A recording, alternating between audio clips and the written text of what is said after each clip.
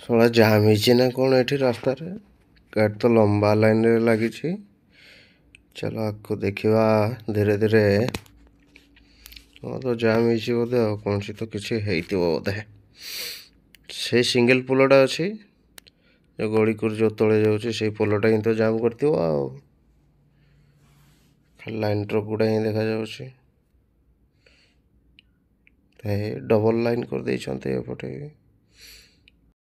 କ'ଣ ପଟେ ଯଦି ଏମର୍ଜେନ୍ସି କାମରେ କୁଆଡ଼େ ବାହାରିକି ଗଲେ ଖାଲି ତ ଆମ ଖଣି ଅଞ୍ଚଳରେ ଜାମ୍ ଜାମ୍ ଜାମ୍ ଜାମ୍। କେତେ କ'ଣ କରିବ, କେତେ ଚିଲେଇବ, କାହାକୁ କହିବ, କାହାକୁ ଦୋଷ ଦେବ, କିଛି ବୁଝା ପଡ଼ୁନି।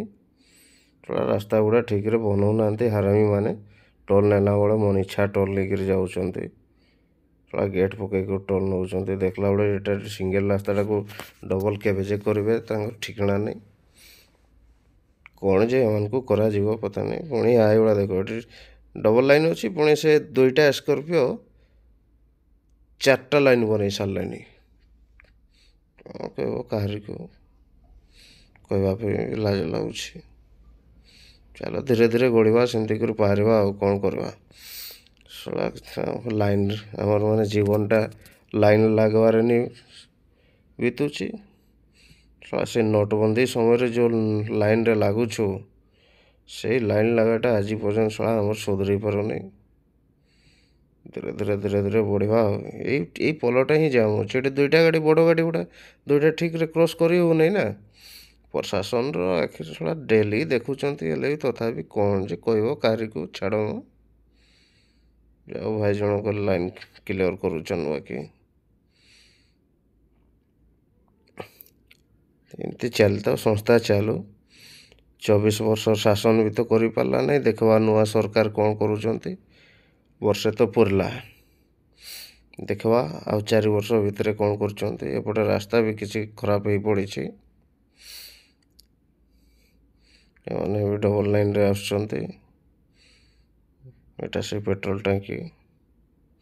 ଏଇ ରାସ୍ତାଟା ଯେପର୍ଯ୍ୟନ୍ତ ଡବଲ୍ ନ ହେଇଛି, ଏମିତି ଜାମ୍ ରେ ଫସିବାକୁ ହିଁ ପଡ଼ିବ ଆମକୁ।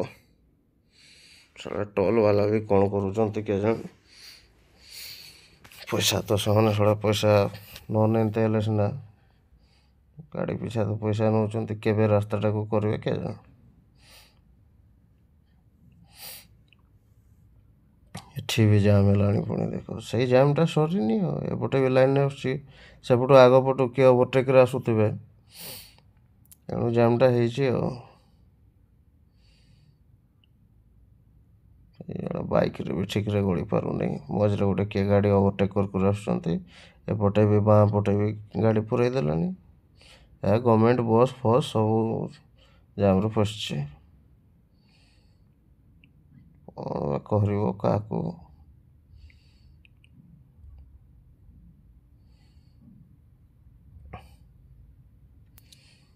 ଗୋଟେ ଫାଙ୍କା ହେଇଗଲା। ହଁ, ଯିଏ ଭିଡ଼ିଓଟି ଦେଖୁଛି ବା ଦେଖୁଛନ୍ତି, ଆପଣଙ୍କୁ ଅନୁରୋଧ କରୁଛି ଭାଇ, ସେ ରାସ୍ତାଟା କେମିତି ଡବଲ୍ ଲାଇନ୍ କରିଦିଅ। ନହେଲେ ବାରମ୍ବାର ସେଠି ଜାମ୍ ହେଉଥିବ। ଆମ ଠିକ୍ ସମୟରେ ଠିକ୍ ସ୍ଥାନକୁ ଆମେ ପହଞ୍ଚି ପାରିବା ନାହିଁ। ଜୟ ମାତା ରାଣୀ।